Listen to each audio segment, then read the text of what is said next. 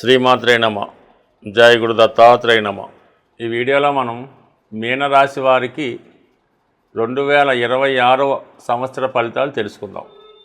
ప్రధానంగా 2026 సంవత్సరంలో మీనరాశి వారికి ప్రధాన గ్రహాలైనటువంటి శని, రాహు, గురువు, కేతు ఏ విధమైన ప్రభావం చూపబడుతున్నాయి, ముఖ్యమైనటువంటి వివాహం, ఉద్యోగం లాంటి విషయాల్లో ఎటువంటి నిర్ణయాలు, జాగ్రత్తలు తీసుకోవాలన్నది ఒక సూచనగా ఈ వీడియో మనం 2026 సంవత్సరానికి చెప్పడం జరుగుతుంది. ఇది ప్రధానంగా మీనరాశి వారి జనవరి 1వ తేదీ నాటి గ్రహస్థితి మనం పరిశీలించినప్పుడు రాశి యందే శని భగవానుడు సంచారం. ఇది సుమారుగా 2026 సంవత్సరం అంతా కూడా శని మీనరాశి వారికి జన్మరాశి యందే సంచరిస్తూ ఉంటాడు. దానివల్ల వీళ్ళకి ఏ ప్రయత్నం చేద్దామన్నా దాన్ని వాయిదా వేస్తూ ఉంటారు అన్నమాట. తర్వాత చేద్దామని వాయిదా వేస్తూ ఉంటారు. వచ్చిన అవకాశాలని చాలా వరకు సద్వినియోగపరచుకోలేకపోతుంటారు అన్నమాట. ఇది మన వల్ల కాదు, మనం చేయలేం అని వదిలివేస్తూ ఉంటారు. అలాగే ఎక్కువ విశ్రాంతి తీసుకోవడం అన్నది జరుగుతూ ఉంటుంది అన్నమాట. అది ఏ స్థాయిలో ఉన్నా వాళ్ళ స్థాయిని బట్టి ఉంటుంది. విద్యార్థి దశలో ఉన్నవాళ్ళు విద్యా సంబంధించిన విషయాల్లో ఎంత కష్టపడి చదివినా మర్చిపోతూ ఉంటారు. తర్వాత చదువుకోవచ్చులని వాయిదా వేయడం వల్ల విద్యా భంగం జరిగే అవకాశం ఉంటుంది. అలాగే మిడిల్ ఏజ్లో ఉన్న వాళ్ళు ఏంటంటే బాధ్యతలు విస్మరించి ఏదో ఒక బలహీనతకి లోనయ్యి ఏదో వ్యసనానికి లోనవ్వడం వల్ల అటు భార్య పిల్లల్ని, కుటుంబ బాధ్యతలను అశ్రద్ధ చేసి రుణాలు చేస్తూ ఇబ్బంది పడుతూ నష్టపోతూ ఉంటారు. ఈ సమయంలో ఉద్యోగం పోవడం కానీ, విడాకులు రావడం కానీ, భార్యాభర్తల మధ్య విభేదాలు, భార్య వదిలేళ్ళిపోవడం ఇలాంటివి జరుగుతూ ఉంటాయి. బాగా వృద్ధులుగా ఉన్న వాళ్ళకి అనారోగ్యం, బెడ్ రెడ్ అయ్యే అవకాశం ఉంది. చిన్నపాటి గాయం ఏదో బాత్రూంలో పడినా కూడా ఫ్రాక్చర్ అయ్యి మంచం పట్టవలసి ఉంటుంది. బట్ ఏదైనా ఈ రాశివారు వారి స్థాయిని బట్టి ఆరోగ్య విషయంలో, ఆర్థిక విషయాల్లో, వ్యసనాల విషయంలో, బలహీనత విషయంలో కంప్లీట్గా జాగ్రత్త పడవలసి ఉంటుంది. అయితే ప్రయత్నం చేస్తే మాత్రం కంప్లీట్గా మీకు ఒక స్థిరమైనటువంటి ఉపాధి అవకాశాలు లభిస్తాయి. లాభాధిపతిగా రాశి యందు ఉండడం వల్ల మీకు ఏదైనా ఒక ఆశ్రమంలో కానీ, మీ యొక్క విదేశంలో కానీ, రెస్టారెంట్లో కానీ, ఏదైనా ఒక స్కూల్లో కానీ, హాస్పిటల్లో కానీ మీరు బతకడానికి సరిపోయే జీవనోపాధి మాత్రం 100% మీకు దొరుకుతుందన్నమాట. అంటే కొద్దిగా కష్టపడడానికి ఇష్టపడి కొద్దిగా ఒళ్ళు వంచితే కంప్లీట్గా ఒక జీరో నుంచి నెమ్మదిగా మీ యొక్క ఆదాయం స్టార్ట్ అయ్యి అది అంచెలంచెలుగా చాలా ఉన్నత స్థాయికి వెళ్ళడం జరుగుతూ ఉంటుంది. సాధారణంగా ఇటువంటి స్టేజ్లో ఉన్నవాళ్ళు ఒక చిన్న పెట్రోల్ బంక్లో చేరి పెట్రోల్ పంప్ ఓనర్గా కాదు, అంటే అనేక బంకులకి ఓనర్గా కూడా జరుగుతూ ఉంటుంది. అంటే ఏలినాటి శనిలో జన్మశని జరుగుతున్నప్పుడు కష్టపడితే అభివృద్ధి వస్తుంది, కష్టపడకుండా రెస్ట్ తీసుకుంటే అధోపాతాళానికి వెళ్ళడం జరుగుతుంది. ఇది మీ చేతుల్లోనే ఉంటుంది. కాబట్టి ఈ రోజు నుంచే మీరు పని చేయడం ప్రారంభిస్తే దానికి అదే సక్సెస్ అన్నది రావడం జరుగుతూ ఉంటుంది. సో ఇక్కడ ఇంకోటి ఏంటంటే ఈ రాహు కూడా మనకు 12వ స్థానంలో ఉండడం వలన మీకు వెనకాల బ్యాక్గ్రౌండ్ అన్నది బాగా ఇబ్బందికరంగా ఉంటుందన్నమాట. అది చదివే ఎవడు బాగుపడ్డాడు, ఏం ఉద్యోగం చేస్తాం అని వాళ్ళు మిమ్మల్ని మైనస్లోకి మారుస్తూ ఉంటారు అన్నమాట. మిమ్మల్ని పాడు చేస్తూ వాళ్ళు లాభపడుతూ ఉంటారు. వాళ్ళ అవసరాలకి మీతో ధనం ఖర్చు పెట్టించి మీలో అప్పు చేయించి వాళ్ళు బాగుపడుతూ ఉంటారు. అందుకని స్నేహితులు, బంధువులు ముసుగులో మిమ్మల్ని ఆశ్రయించి ఎవరైతే ఉంటారో వాళ్ళని కాస్త దూరం పెడితే మీరు సక్సెస్ అవుతారు. వాడికి ఏదో అలవాటు ఉంటుంది, సాయంకాలం అవగానే మీ దగ్గరికి వస్తాడు, ఏదో మాటలు చెప్పి ఏదో బారుకో ఇంకో చోటుకో వెళ్తూ ఉంటాడు. మీరు కూడా టెంప్ట్ అయ్యి వాడి ఖర్చు మీ ఖర్చు మొత్తం మీద పెట్టి వాడిని నెమ్మదిగా మధ్యలో సైడ్ అవుతారు.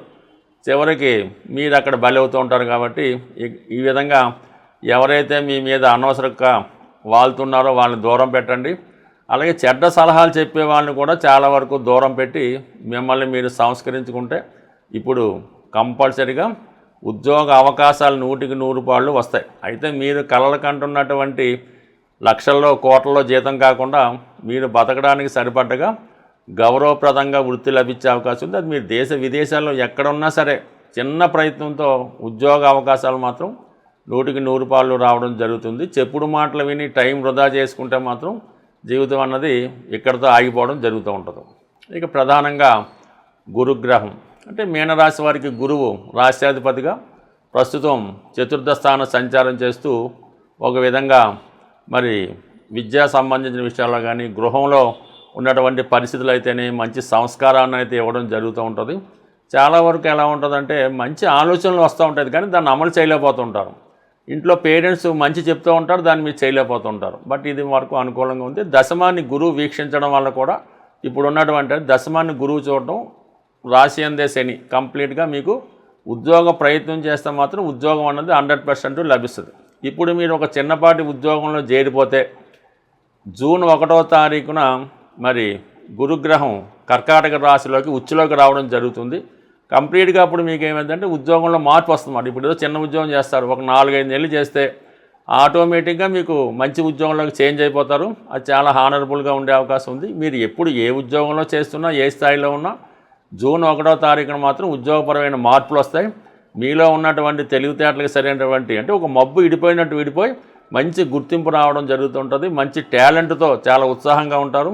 మంచి నడవడిక, మంచి అలవాట్లతో చాలా కడిగిన ముత్యంలో తయారై ఎక్కడికి వెళ్ళినా కూడా విజయం అన్నది పూర్తిగా సాధించడం జరుగుతూ ఉంటుంది. బట్ ఏదైనా మీనరాశి వారు ఈ విషయంలో కొద్దిగా శ్రద్ధ పెడితే జీవితంలో సక్సెస్ అవ్వడానికి 2026 మీకు సంపూర్ణంగా సహకరిస్తుంది. గోచారరీత్యా కానీ జన్మజాతక రీత్యా జరుగుతున్నటువంటి దశలు జరుగుతున్నప్పుడు కానీ ఆ గ్రహాలు మనకు అనుకూలించాలంటే ఆ గ్రహ అనుకూలత కొరకు కొన్ని పరిహారాలు అన్నవి ఉండడం జరుగుతూ ఉంటుంది. ఏదైనా మనం ప్రయత్నం బట్టి ఏ గ్రహం ఆ ఫలితం ఇస్తుందో ఆ గ్రహాన్ని మనం ప్రసన్నం చేసుకుంటే కంపల్సరీగా ఆ గ్రహం మనకి అనుకూలమైన ఫలితాలు ఇవ్వడం జరుగుతూ ఉంటుంది. సర్వసాధారణంగా మనకి జన్మ లగ్నం రీత్యా, జన్మ రాశి రీత్యా ఏ గ్రహం అయితే అనుకూలంగా ఉంటుందో ఆ గ్రహానికి సంబంధించినటువంటి రత్నధారణ అన్నది జరుగుతూ ఉంటుంది. ఆ రత్నం పెట్టుకోవడం జరుగుతూ ఉంటుంది. ఏ గ్రహం అయితే ప్రతికూల ఫలితం ఇస్తుందో, పాపగ్రహం అంటారో, ఆ గ్రహానికి జపం చేయించడం, దానాలు ఇప్పించడం లాంటిది సర్వసాధారణంగా జరుగుతూ ఉంటుంది. అయితే ప్రస్తుత గోచారరీత్యా మనకి ఈ 4 గ్రహాల కోసమే తెలుసుకున్నాం ఈ వీడియోలో. రాహు, కేతువు, గురువు, శని. అయితే ఈ 4 గ్రహాల్లో ఒక్కొక్క గ్రహం ఒక్కొక్క భావానికి లేదంటే ఒక్కొక్క కారకత్వానికి కారణం అవుతూ ఉంటాయి. వాటి ప్రసన్నం చేసుకొని మనం ఎదుర్కొన్నటువంటి ఇబ్బందుల ప్రకారం ఆ గ్రహానికి పరిహారం చేసుకుంటే కంపల్సరీగా గ్రహం అనుకూలత ఇవ్వడం జరుగుతూ ఉంటుంది. దానికి మనం ఫిజికల్గాను తోడ్పడాలి, అలాగే మనకి దైవత్వ పరంగా కూడా చేసుకోవడం జరుగుతూ ఉండాలి.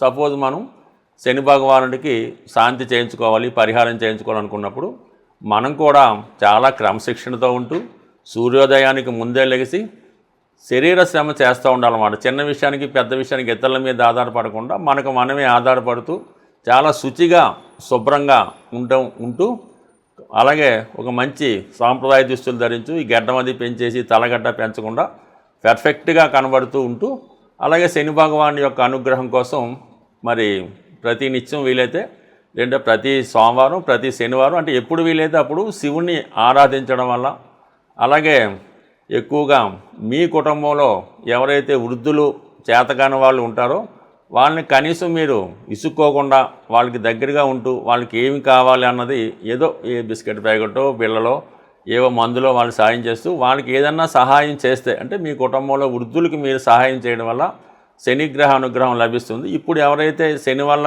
ఉద్యోగపరమైన ఇబ్బందులు ఎదుర్కొంటున్నారో, వ్యసనాల బారిలో ఉన్నారో, అప్పుల్లో ఉన్నారో వాళ్ళు ఈ విధంగా నేను చెప్పిన రెమెడీ చేసుకుంటే ఇమీడియట్గా దాని నుంచి బయటపడడం జరుగుతూ ఉంటుంది. ఇంకా బెటర్ ఫలితాల కోసం ఈ చలికాలంలో ఉన్నప్పుడు బాగా వృద్ధులకి రోగిష్ట వారికి ఏదైనా దుప్పట్లు, సాల్వాలు పంచిపెట్టడం, చెప్పులు, గొడుగు ఇవ్వడం జరుగుతుంటుంది. ఎప్పుడు కూడా దానం ఎవరైతే బాగా కొనుక్కోలేని స్థితిలో ఉంటారో వాళ్ళకి, పేదవాళ్ళకి, రోగంతో ఉన్నవారికి, వృద్ధులకే ఇవ్వాలి తప్ప బాగా డబ్బులున్న పండితుడిగో ఇంకోటిగో మనం ఎంత దానం చేసినా ఎన్ని వేలు ఇచ్చినా రూపాయి ఉపయోగం అయితే ఉండదు. కాబట్టి మీరు ఈ విధంగా ఎవరైతే బలహీనులుగా ఉంటారో వాళ్ళకి కనీసం భోజనం పెట్టినా శనిగ్రహ అనుగ్రహం లభిస్తూ ఉంటుంది. అలాగే రాహు ఎప్పుడు మనల్ని వ్యసనాలను బాడి తీసుకెళ్తూ ఉంటాడు. అక్రమంగా ధనం సంపాదించాలనుకుంటాడు. అనేక అక్రమ సంబంధాలు, వ్యసనాల మీద ఆసక్తి చూపుతుంటాడు. అటువంటి విషయాల్లో బాధపడుతున్న వారు రాహుగ్రహ అనుగ్రహం కోసం కంప్లీట్గా మీరు అమ్మవారి అనుగ్రహం పొందవలసిందే. దుర్గాదేవి ఆరాధన ప్రతి శనివారం, ప్రతి శుక్రవారం అమ్మవారిని ఆరాధించడం, దుర్గా అష్టోత్తరం, లలితా సహస్రనామం పారాయణ చేయడం. అలాగే స్త్రీల వంక, అంటే మీరు ఎంత చిన్న వయసైనా పెద్ద వయసైనా ఎవరైనా స్త్రీలను దీన్ని పాపదృష్టిలో చూడకుండా వాళ్ళని గౌరవప్రదంగా చూడటం వల్ల రాహు అనుకూలిస్తాడు. మరీ ఇబ్బందుల్లో ఉన్నప్పుడు మినప గారెలు, అంటే మినుములతో వడలు గారెలు కొన్ని ప్రాంతాల్లో అంటారు, మినప గారెలు లాంటివి తయారు చేసి ఎవరైతే దీర్ఘకాలిక రోగంతో క్యాన్సర్ కానీ, అంటే గతంలో లెపర్స్ అని ఎయిడ్స్ అని ఉండేవి, అటువంటి వారికి ఈ మినపగారెలు పంచిపెట్టడం వల్ల రాహుగ్రహం పరిహారం లభిస్తూ ఉంటుంది. అలాగే కేతు నిరాశ నిస్సు కారణమవుతుంటాడు. కేతు వల్ల ఇబ్బంది పడుతున్న వాళ్ళు, వాళ్ళకి దేవాలయంలో ఉన్నటువంటి సాధువులకి ఎండు ఖర్జూరం, అలాగే వారికి కావాల్సినటువంటి ధనం, అంటే 11 రూపాయలు కొంత ఎండు ఖర్జూరం ఆ సాధువులకి పంచిపెట్టడం వల్ల కానీ, లేదంటే సాధువులకి ఒకరోజు భోజనం పెట్టి వాళ్ళకి వస్త్రదానం చేయడం వల్ల కేతువు మీకు సహకరిస్తుంది. అంటే కేతు కేవలం సన్యాసులకు మాత్రమే మీరు ఇటువంటి భిక్ష చేయవలసి ఉంటుంది. అలాగే పెళ్లి చేసుకొని సంసారం చేస్తున్న వైభోగులు అనిపిస్తున్న వాళ్ళకి మాత్రం చేస్తే ఉపయోగం అయితే ఉండదు. ఈ విధంగా కొంతమంది నిర్భాగ్యులుగా పిచ్చివాళ్ళగా తిరుగుతూ ఉంటారు, ఏమీ లేకుండా దేశాన్ని ఏమీ పట్టించుకోకుండా, కనీసం ఒంటి మీద బట్ట లేకుండా ఉంటారు. అటువంటి వారిని ఒక నారాయణ సేవ అది చేసి వాళ్ళకి మంచి బట్టలు ఇచ్చి అనుగ్రహిస్తే మాత్రం కేతు మీకు కంపల్సరిగా, కేతు ఇచ్చాడంటే మాత్రం అది చాలా శాశ్వతమైన కీర్తి ఇవ్వడం జరుగుతూ ఉంటుంది. ఇక గురువు అన్నది ఏంటంటే మీ యొక్క గురువుని ఆశ్రయించడం వల్ల కానీ, మీకు ఎవరైతే విద్య నేర్పారో మీ తండ్రి గారు, మీ తల్లి గారు, వారిని సేవించడం వల్ల, లేదంటే బాబా గారు, సత్యసాయి బాబా, రాఘవేంద్ర స్వామి, మీ ఇష్ట దైవం ఎవరైనా ఉంటే వారిని గురు రూపంలో కోల్చుకోవడం వల్ల బాగుంటుంది. మళ్ళీ గోవుకి సేవ చేయడం వల్ల కూడా గురువు అనుగ్రహిస్తూ ఉంటాడు. ఈ కారణాల వల్ల ఏంటంటే చిన్న చిన్న రెమెడీలతో మనం చేసుకునే రెమెడీలే పనిచేస్తాయి తప్ప, ఏదో గుళ్ళో డబ్బులు కట్టేసామండి, లేదంటే ఇంకోటికి ఏదో చేసామని అలా కాకుండా ఫిజికల్గా దగ్గరుండి సంతృప్తికరంగా మీరు పరిహారం చేసుకుంటే అది మీకు 100కి 100 పాళ్ళు సహకరించే అవకాశం ఉంది. స్వస్తి.